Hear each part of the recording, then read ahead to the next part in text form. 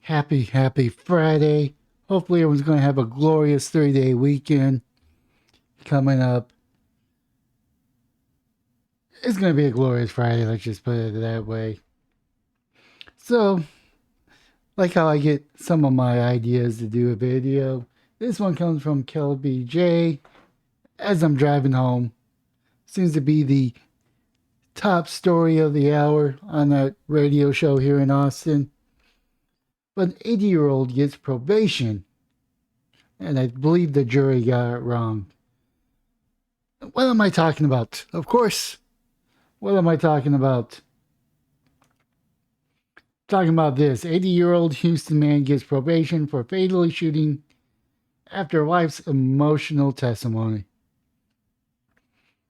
And honestly didn't know the person was black until I pulled up this article. It doesn't really matter. The Justice Department shouldn't care about ethnic background, the skin tone, age, religious, rich or poor.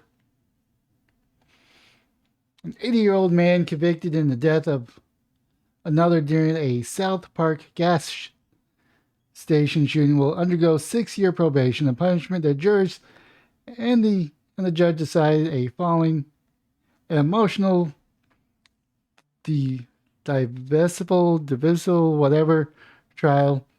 In 2018, shooting led to Frank Moning's arrest under a murder charge. He was convicted Thursday, and 12 juries weighed on the leniency for an aging Vietnam veteran and the justice of 22-year-old man he killed. Alternative to probation was a minimum of 2 years in prison. Previous reporting, 75-year-old man gets charged with murder and fatal South Park shooting. Yes, the wife of the octogenarian Charlie Moaning pleaded for juries to give her husband probation after finding him guilty of criminally neglected homicide. She testified to Moaning waking up to tears some nights, his bedside's anguish following the fatal shooting of the 22-year-old Tamarack Hickman, who he knew had given plates of barbecue in the past. She did not know who would care for her after her husband can't speak. I don't know if this is poorly written or I just can't speak. She did not know who would care for her should her husband of 56 years be incarcerated.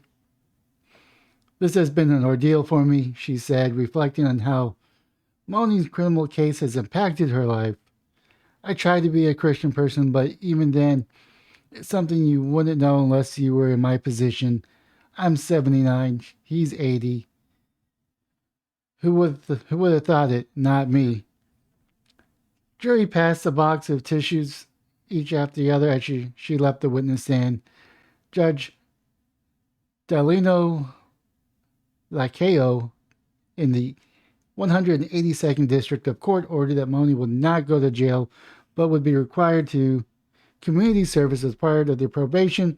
He would enroll in Harris County Veterans Court, if possible.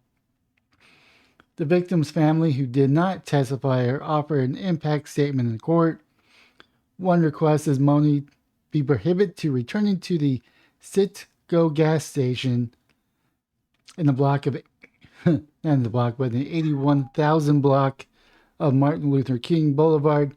Don't go back to the store, like Cato said. The verdict followed 2 days of emotional testimony from 4 hours of deliberation, during which jurors could not agree, convicting Moning on murder charge. The criminal neglect homicide was decided instead. Moning shot and killed Hickman outside the gas station where he went that night, and most day for a lottery ticket. The errand a few blocks from the longtime home led to a scuffle with other customers when Moning tried to stop a woman from buying alcohol because she had her child in the car. I mean, this one's a tough case for me, to be honest. An exchange of words between Moni and the woman escalated to pushing and slapping. At one point, she spit on him and struck him near his pacemaker, testified. Now, is this the woman? Hickman joined the fight by punching Moni 3 times in the head while his back was turned, an attack that likely caused bruising and swelling to his head. Photos of those injuries were shown in court. The Houston Police Department detective testified during the trial that the video of the altercation showed that the woman who escalated the violence, Moni, left the gas station in his pickup and returned 30 minutes later with a shotgun that belonged to his father. He believed Hickman had threatened him and needed to protect himself. Let's rewind here a little bit. Here. You prevented a chick from getting her booze because she had a child in a car. I don't know this person. I don't know if she was going to be driving and drinking. I don't know if she is a violent alcoholic. But you're prohibiting a sale of alcohol to this person. You get in an altercation. This other person sees that you're in an altercation with a woman, attacks you, hits you in the head. You were so threatened that you were able to leave, pick up a gun, and return 30 minutes later and shoot him. This is the part where I think the jury got wrong. If this would have been a 22-year-old coming back with a gun, this would have been murder. No questions asked. Now, I don't know the type of person that this person was that he shot. He could have been a gangbanger selling dope to kids. It doesn't really matter. You have to take that threat seriously, Moni said in court. He testified that he had not fired the gun before and did not know it would work. Video show him taking a shooting stance and opening fire as Hickman attempted to run away. I tried to shoot him in the butt, Moni said. Hickman was struck in the heart from behind and died on the scene. Moni returned to the gas station to surrender to the police. Age is not a defense. Moni remained motionless with his arms crossed as the prosecutor and defense attorney gathered in hushed tones after the verdict was discussed. A range of punishment conversation carried over Friday, with both sides debating who decides the length of the probation. Up until the killing, Moni lacked a violent criminal history, and he had no bond violations in the case.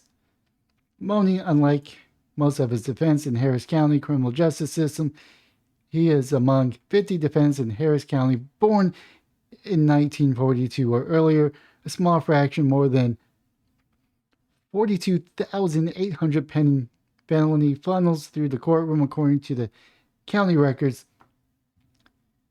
Defendants 60 and older represent 1% of the jail population. Records also show defendants' age was referred sparingly throughout the trial, except when Moni addressed his time as Vietnam, when defense experts outlined his medical ailment.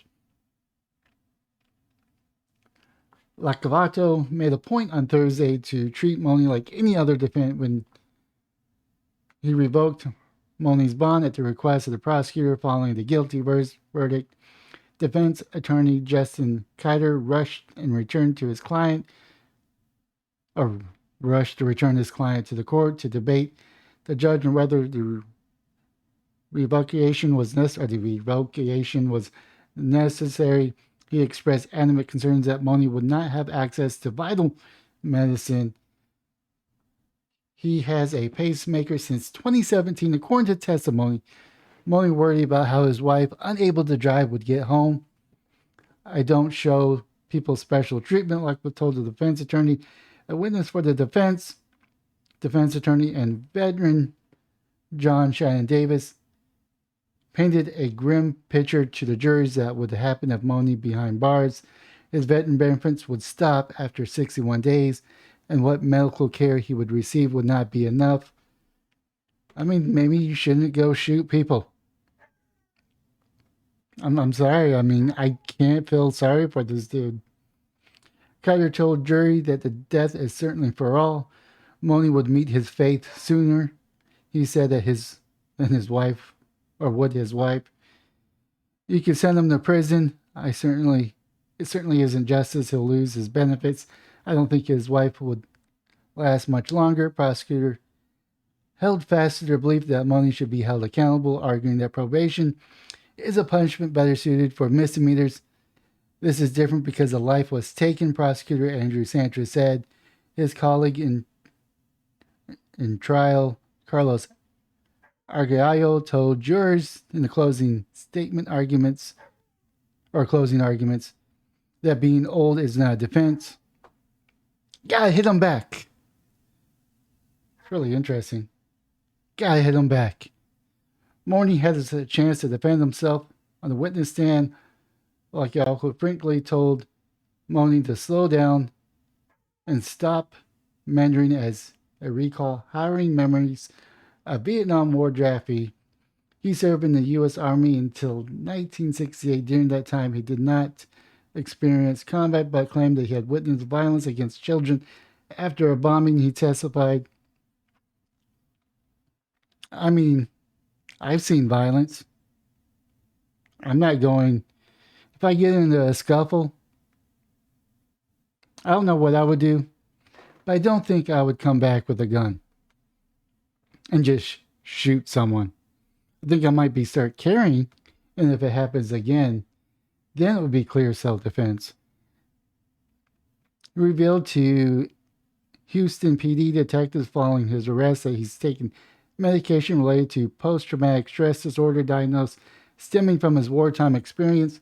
A medical expert for the defense said Morning was granted disability for his PSC and argued that he may have suffered a concussion during the gas station assault, leading to a possible flashback that contributed to the shooting. I don't think PTSD, I get that it's special. I get that people can't handle certain stress. I probably suffer from it and still suffer from it. But I don't go around shooting people with shotguns. Possible to contribute to the shooting. The jury did not hear the medical expert testimony until after the verdict.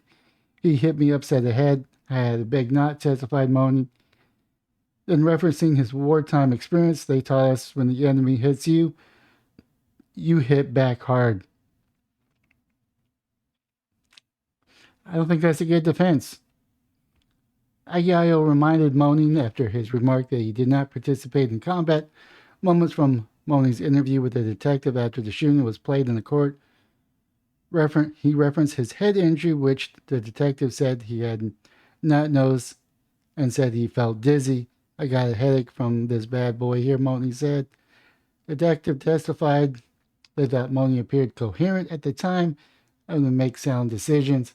Kelter slammed the law enforcement for their lack of attention in the case. None of the witnesses seen in the surveillance photos at the time of the shooting were interviewed by the police or called to testify. He pointed out the police officer in a cruiser that failed to stop at the gas station to investigate further amid the fight.